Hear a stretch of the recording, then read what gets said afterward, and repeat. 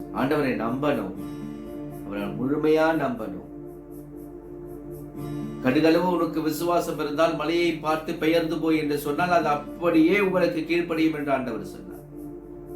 கடுகளவு, கடுகு எவ்வளவு பெருசு, ஆனால் அந்த கடுகை மைக்ரோ இதுல பார்த்தீங்கன்னா அந்த கடுகு எப்படி இருக்குமா, சின்னதா இருக்கும், ஆனா கட் பண்ணீங்கன்னா முழுமையா இருக்கும். அதனால்தான் ஆண்டவர் வந்து கடுகு ஒப்பிட்டார் என்று நினைக்கிறேன்.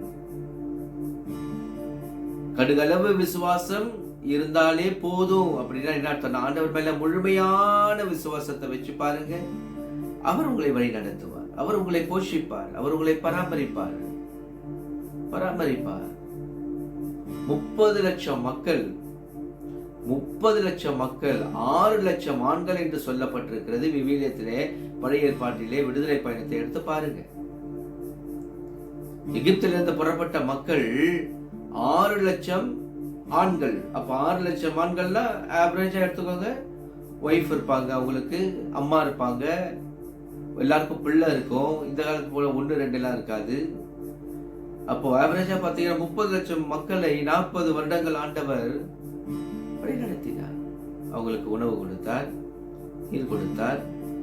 1 நாள் 2 நாள் இல்லைங்க, 40 வருடங்கள் அவர்களுக்கு ஆண்டவர் போஷித்தார். எந்த விசுவாசத்துல அவங்க ஆண்டவர் பின்னாடி போனாங்க? எந்த விசுவாசத்துல போனாங்க? அதுதாங்க. இப்படி சொல்லிக்கொண்டே போகலாம். விசுவாசத்தை குறித்து பேசுறோம்னா 2 மணி நேரம் இல்ல, 3 மணி நேரம் கூட பேசிக்கொண்டே இருக்கலாம். அவ்வளவு விசுவாசிகள் இந்த விவிலியத்துல இருக்கிறாங்க. அவ்வளவு விசுவாசிகள் இருக்கிறாங்க இந்த விவிலியத்துல. நோவாவுல எடுத்தோம்னா அதுல இருந்து பவுல் வரைக்கும், பேதுரு வரைக்கும் எல்லாரும் அவரை நம்பினாங்க. விசுவாசம். பிரியமானவர்களே, ஆண்டவர் நம்மிடத்திலே எதிர்பார்க்கிறது அந்த விசுவாசத்தை தான் ஆண்டவர் எதிர்பார்க்கிறார். நீ அவரை நம்புகிறாயா? நீ அவரை விசுவாசிக்கிறாயா? அவர் மேல் நீ நம்பிக்கை வைக்கிறாயா? அல்லது உன் திறமை மேல, உன் அறிவு மேல, உன்னை சார்ந்து உன்னிடத்தில் இருக்கிறதை கொண்டு நீ நம்புகிறாயா? என்னால் அன்றி உங்களால் ஒன்றும் செய்ய முடியாது. இது ஆண்டவர் சொன்ன வார்த்தை. உண்மைங்க அது. அவரால் இல்லாம நம்மளால ஒண்ணுமே செய்ய முடியாது. நம்மளால ஒன்னே செய்ய முடியாது. நீங்கள் கவலைப்படுவதனால் ஒரு முழத்தை கூட்டவோ குறைக்கவோ உங்களால் முடியாது. ஏன் கவலைப்படுறீங்க? சுமை சுமந்து சோர்ந்திருப்பவர்களே எல்லோரும் என்னிடத்தில் வாருங்கள் என்று சொன்ன அந்த ஆண்டவர் சுமையெல்லாம் என்கிட்ட இறக்கி கொடுத்துருன்னு சொல்றாரு. அவர்கிட்ட கொடுத்துருங்க, எல்லாத்தையும் கொடுத்துருங்க. உங்க பிரச்சனைகள் எல்லாவற்றையும் அவரிடத்திலே கொடுத்துருங்க, அவர் பார்த்துக் கொள்வார். நீங்கள் சும்மா இருப்பீர்கள், நான் உங்களுக்காக யுத்தம் செய்வேன். இதெல்லாம் விவிலியத்துல இருக்கு. இதெல்லாம் நமக்கு வாக்குத்தத்தமா கொடுத்திருக்காரு, நமக்கு இறைவாக்க கொடுத்திருக்காரு. பயன்படுத்துகிறோமா? இந்த வார்த்தைகளை பயன்படுத்துகிறீங்களா? உங்களுக்கு பிரச்சனை வரும்போது இந்த வார்த்தைகளை பிரயோகித்து பாருங்கள். அந்த பிரச்சனை ஓடும் உங்களை பார்த்து. இந்த உலகம் உங்களை பார்த்து பயப்படணுங்க. இந்த உலகம் உங்களை பார்த்து பயப்படணும். உங்களை பார்த்து என்று சொல்லும் பொழுது உங்களை பார்த்து இல்ல, உங்களுக்குள்ள இருக்கிற ஆண்டவரை பார்த்து அவைகள் பயப்படும். பிசாசுகள் நடுநடுங்கும். உங்களுடைய பகைவர்கள் எல்லாம் உங்கள் காலடியிலிருந்து விழுவார்கள்.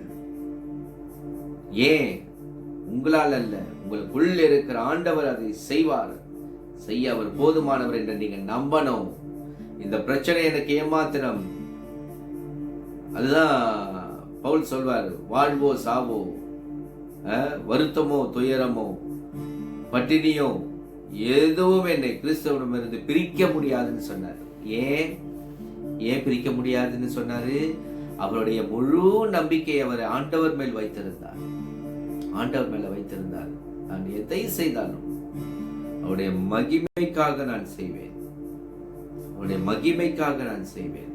அப்படிதான் அவருடைய விசுவாசம் இருந்தது. பவுலுடைய விசுவாசம் ரொம்ப பெருசு.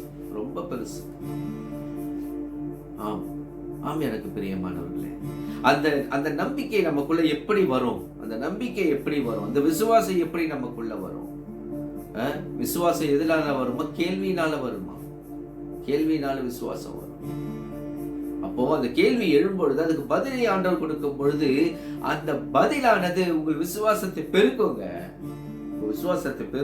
ஆண்டவர் மேல இருக்கிற விசுவாசத்தை அது ரொம்ப பெருக்கும். ஒன்னு சொல்றேன், இந்த உலகத்துல நீங்க எதுக்காக படைக்கப்பட்டீங்கன்னு தெரியுமா? எதுக்காக படைக்கப்பட்டீங்கன்னு தெரியுமா? இப்ப நீங்க செய்து கொண்டிருக்கிற காரியங்கள், நீங்க செய்து கொண்டிருக்கிற வேலை, உங்களுடைய கடமைகளை செய்ய இந்த உலகத்திற்கு வந்தீங்கன்னு நினைக்கிறீங்களா?